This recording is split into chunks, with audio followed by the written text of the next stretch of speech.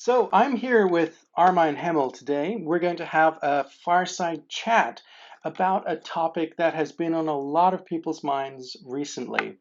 We're going to talk about the future of application delivery on the internet, or I should say one proposed future, WebAssembly.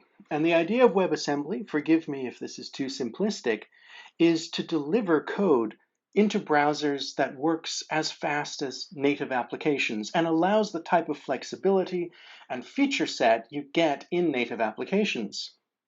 Now, that's all very well from the perspective of functionality and features, if it works. But there are questions about things like security, about things like maintainability and sustainability that probably need to be unpacked around WebAssembly.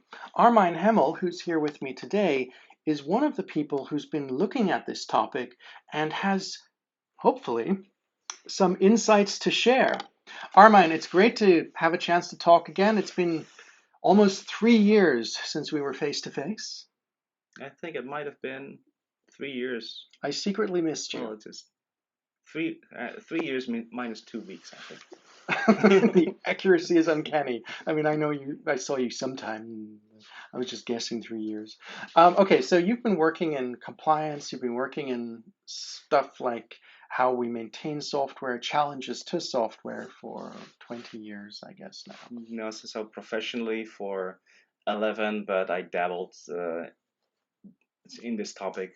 So for compliance, no, that's since 2015. Yeah, So that's 17 years now. a long time. 2005, you mean? You said 15. Yes, Yeah. 2005. This is the first sign we're getting old. Oh yeah. We choose the wrong decade. Yeah, I think so. Well, luckily I will soon be celebrating my 25th birthday. Okay. All right. So let's jump into WebAssembly itself. All Yeah. right. So WebAssembly, I have very much a layperson's knowledge. I mentioned what I think it is, and I mentioned that there might be some challenges around compliance. Now, you've been looking into this. You've been working with Linux Foundation a little on exploring the topic. Correct. You're actually talking about it maybe tomorrow or the day after at the Open Compliance Summit here in Yokohama, Japan. Tomorrow, yes. But briefly then. So today we have time to talk about it, record it, and this will be released as a Fire Chat Talk webinar. Yeah. All right, so what is WebAssembly? What's the challenge? What do we need to think about? So maybe a little bit of background first about why I started looking into this. I was asked by Linux Foundation to look into this because they started receiving questions about how do I do license compliance for WebAssembly. So I was tasked to look into this topic, and I must say that I didn't have any prior experience to it. So my goal was really about what can I find out in the shortest amount of time possible that is good enough so I can actually explain it to lawyers so they can ask the right questions to their engineers. Right. So the goal of the exercise was never to say this is what compliance for WebAssembly should look like, but it was really about how do we basically ask the right questions so we can come to a common understanding of what compliance could look like for WebAssembly. So it was more like an exploration of the topic and not like this is the final guide.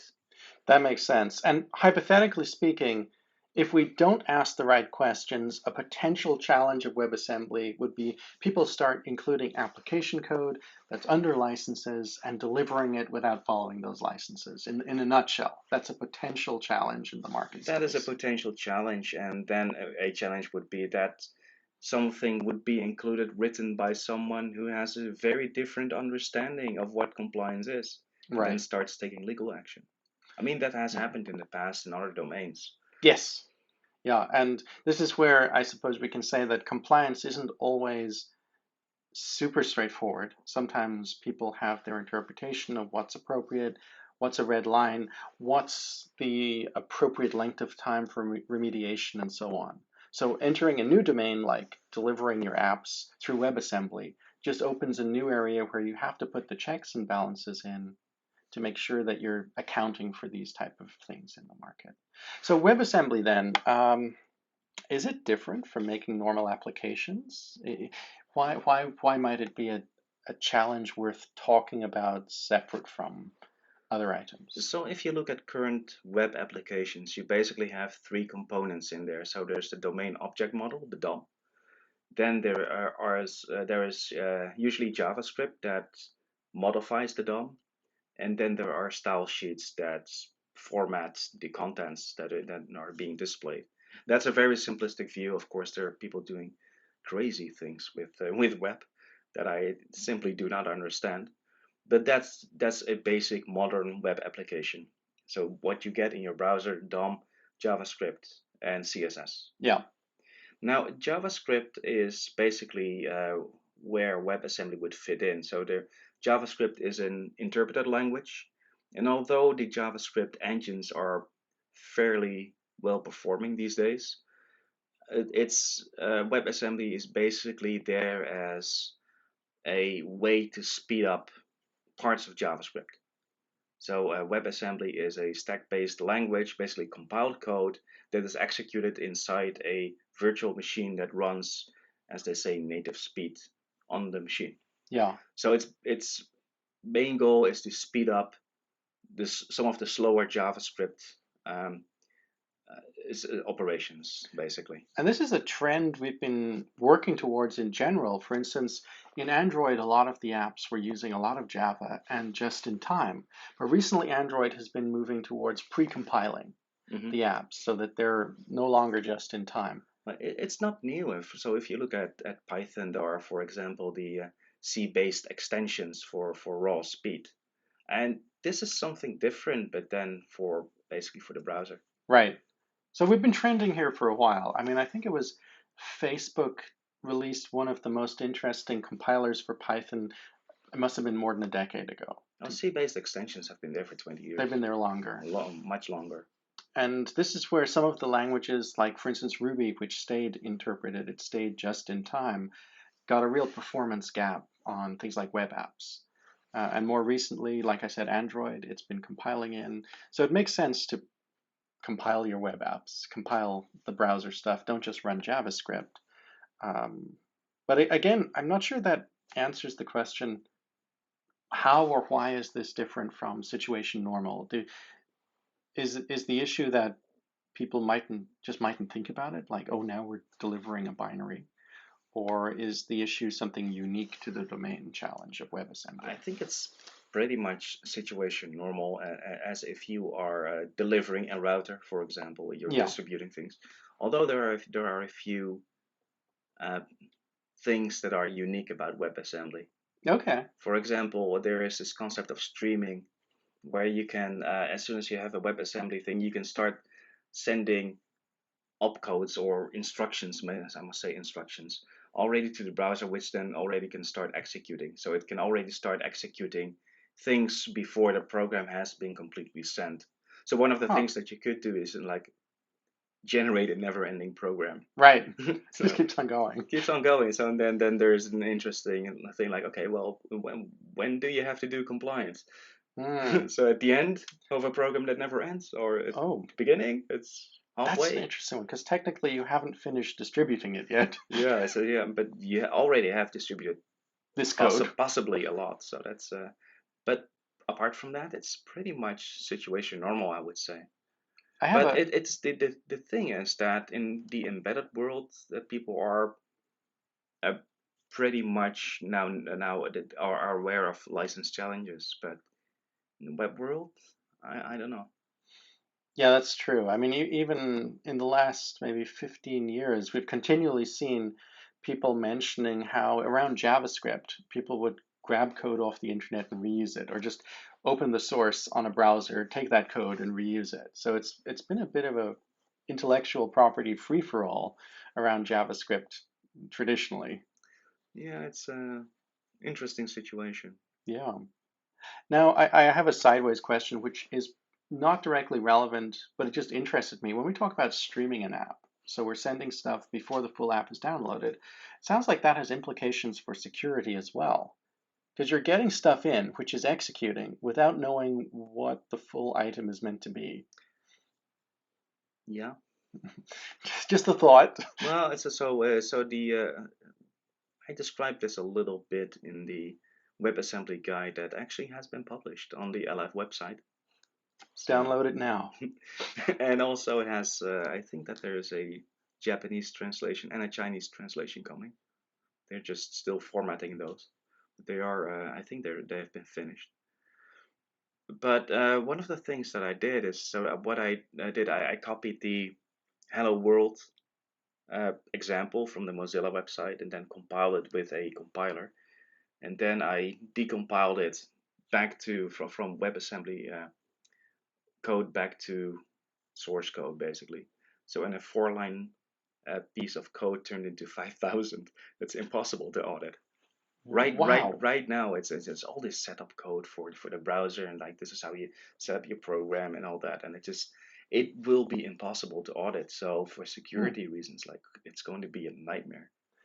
That's a fascinating point. So the 4-line piece turned into thousands of lines of code because it included the data it had used to compile. It included a Maybe lot of. so. The thing is that WebAssembly itself is a very simple language. So the instruction set is very simple, and that's on purpose. Right. So they could make it cross-platform, all that, and it's fast.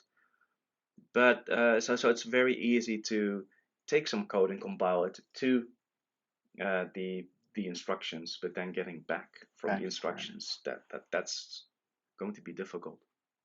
Interesting. I suppose arguably you could say for things like reproducible bills, for analysis, that's a bit of an undiscovered country, right? It's somewhere attention might be needed so you can revert to the original source code and not have all the other data in place. Yeah, well, it's that's going to be interesting. Yeah. Tool developers are going to have a field day.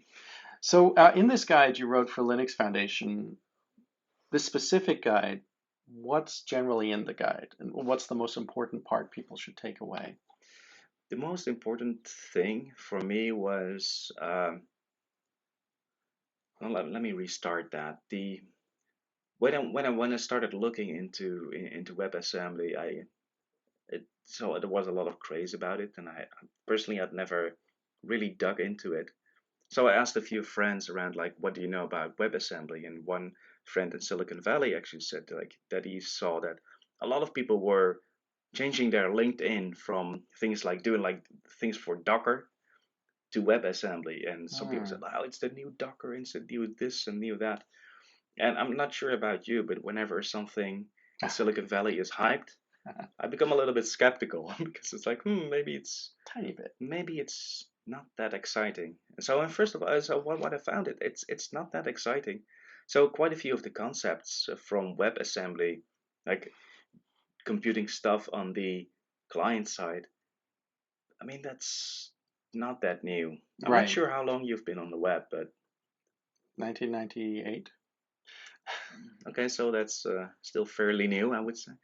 So the first time I went on the web was 94, Okay. and then full time since 96. But back then, I mean, of course, you had the whole browser war Right. things, and there were things that you could run on the client side, like Java apps, Right. and then the whole mess. So yeah, no, Java applets. I'm not Yeah, I sure remember if the those. audience is old enough. So kids, just after the dinosaurs were extinct, but before we had color television, we had Java applets, and they were designed to look like really ugly apps that ran so slowly you couldn't use them.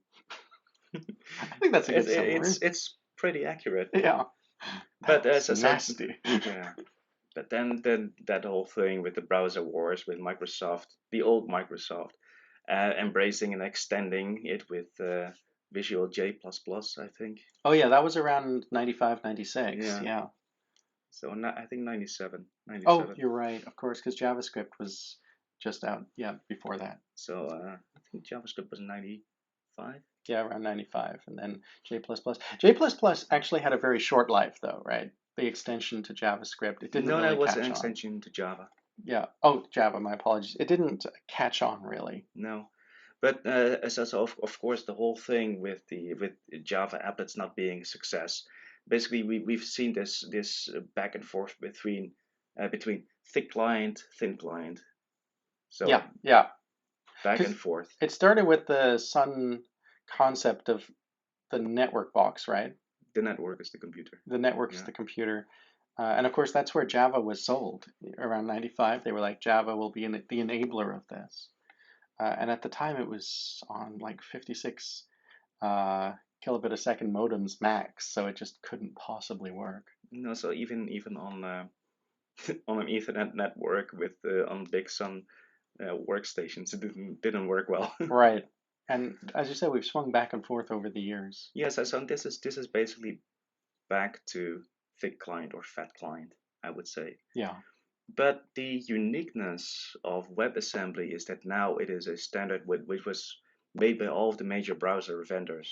Right. So in the past, you would have Java applets, which was Sun, proprietary, or you would have ActiveX, proprietary Microsoft, and only worked on um, basically on Windows. Although I've seen a prototype of some of that running, or at least something running on Sun Solaris, so that broke everything. was wasn't a good thing. Like Internet Explorer on Solaris, not good. Yeah, people forget Internet Explorer was in several places. It was on Macs up to Internet But that Explorer was a 4. different team. Yeah, yeah, no different teams, but the code went into different platforms. But again, it was like a single vendor developing and making single vendor standards, if you can call it Yeah. that.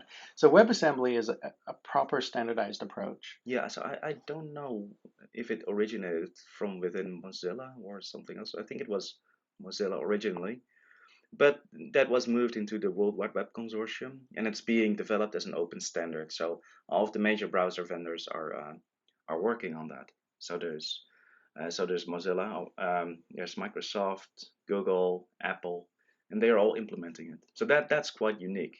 So that it is something that in the past would have been a unique sales thing Right. is now basically an open standard. Now that's promising, right? Hmm. Because we're looking at, with the names you just mentioned, with Google and the related Chromium things, we've got the engine for rendering in Chrome, we've got Apple with Safari, and we've got Mozilla's own engine as well.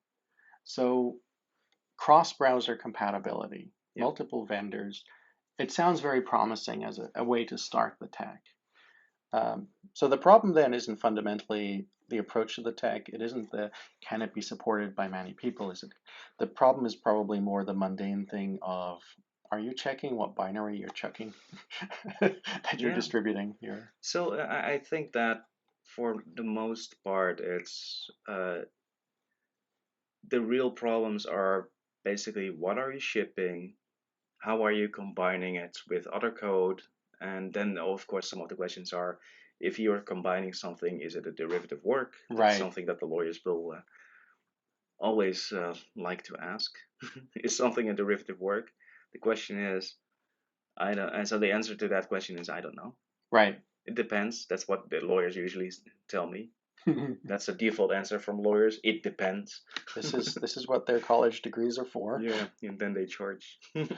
So when it comes to let's say that approach to WebAssembly, basically then you need to frame it with some questions. You want to allow the lawyers to ask some questions about it. What are the questions they need to ask so they can come up with the answer? It depends.